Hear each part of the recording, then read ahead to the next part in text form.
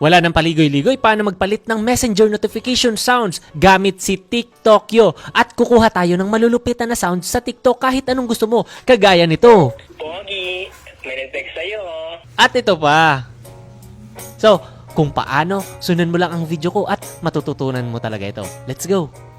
Una guys ay pupunta lang po muna tayo sa TikTok application para makapaghanap ka po ng gusto mong maging notification sound. So, isearch mo lang po dito ang TikTok ringtones or TikTok sounds. Ayan. So, TikTok ringtones. So, marami na po ditong lalabas na magagandang notification sound. So, ayan nga guys. For example, pindutin mo lang po ang video na nagustuhan mo at pindutin mo po ang share button. Ito pong nasa right side at click mo po ang copy link. Ayan.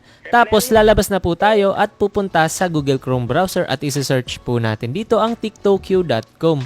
Tapos, pindutin mo po ang paste button at click mo na po yung download. So, dito po kasi pwede tayo mag-convert ng video to MP3 at video na walang watermark.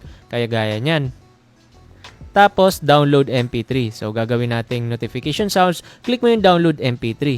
Ayan na guys. Ito na yung music.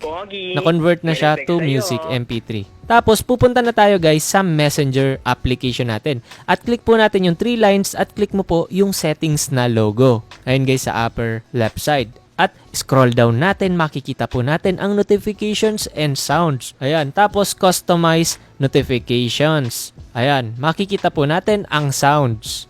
Ayan. Click mo po yung sounds. Dito na tayo magpapalit. Click mo lang po yung plus o kaya na may select from files. So sa akin plus, tapos nandito na yung dinownload natin. Makikita na agad nasa pinakataas lang siya mga idol. Basta may pangalan siyang tiktokyo.com. Pindutin mo lang at automatic nakaset na po siya sa messenger notification sounds natin. Ayan na nga. O diba madali lang mga Kadili Guides TV. Pogi, may nag-text. Malalaman mo rin pala kung sino yung nag-block sa'yo dito sa TikTok. Pindutin mo lang yung share button at hanapin mo yung more. Yun lang, kung wala naman nag-block sa'yo. So yun lang guys, follow and share mo na rin po ito at i-repost mo na rin. Thank you!